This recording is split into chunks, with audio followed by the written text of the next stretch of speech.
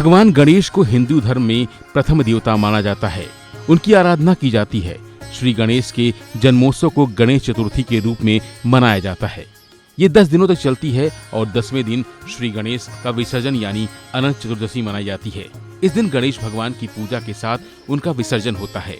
बप्पा की विदाई का दृश्य बड़ा ही मनमोहक होता है।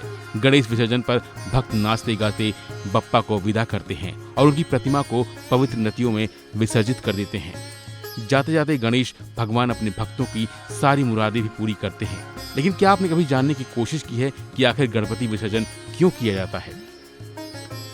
10 दिन पूजा करने के बाद गणपति जी की प्रतिमा को जल में क्यों विसर्जित कर दिया जाता है?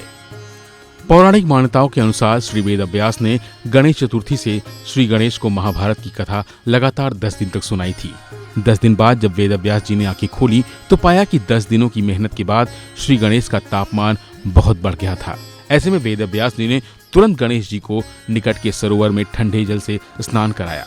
मानता है कि उसके बाद से ही गणेश स्थापना कर चतुर्दशी को उनको शीतल जल से स्नान कराया जाता है और इसी वजह से उन्हें नदियों या फिर घर के पानी में विसर्जित किया जाता है।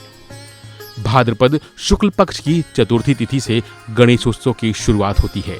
भगवान गणेश की उपासना चतुर्दशी तिथि तक होती है। श्री गणेश प्रतिमा की स्थापना चतुर्थी तिथि को की जाती है और विसर्जन चतुर्दशी तिथि को की जाती है। ये 9 दिन गणेश नवरात्रि कहे जाते हैं। मान्यता है कि प्रतिमा का विसर्जन करने से भगवान पुनः कैलाश पर्वत पर पहुंच जाते हैं। स्थापना से ज्यादा विसर्जन की महिमा होती है। इस दिन अनंत शुभ फल प्राप्त किए जा सकते हैं, इसलिए इस दिन को अनंत चतुर्दशी भी कहते हैं।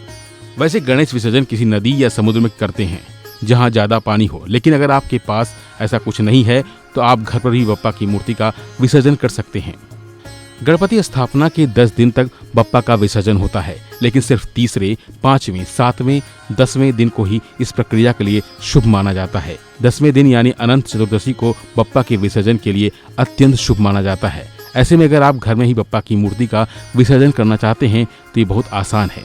पहले तो आपको कुछ जरूरी चीजों को इकट्ठा कर लेना होगा। साथ ही इस बात का भी ध्यान रखना होगा कि बप्पा की जो मूर्ति आप विसर्जित करना चाहते हैं वो पीओपी की ना हो, यानी इको फ्रेंडली हो। ऐसा करने से पर्यावरण को भी किसी तरह का नुकसान नहीं होता है।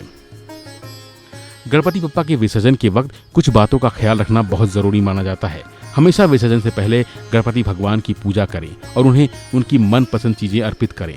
गणपति जी के विसर्जन के दौरान शुभ मुहूर्त का विशेष ध्यान रखें। भगवान से क्षमा मांगते हुए उनकी मूर्ति को किसी साफ पानी में धीरे धीरे अर्पित करें। इसे एकदम से छोड़ना नहीं चाहिए। जब आप विसर्जित करें तो उस दौरान आप कुछ मंत्रों का जाप भी कर सकते हैं। जिस श्रद्धा भाव के साथ आप बप्पा को घर लेकर आए थे उसी भाव के साथ आप विसर्जित भी करें। अगर आप किसी तालाब में विसर्जित कर रहे हैं तो इस बात का ध्यान रखें कि तालाब या नदी का पानी एकदम साफ हो और वो किसी नाले में ना मिल रहा हो।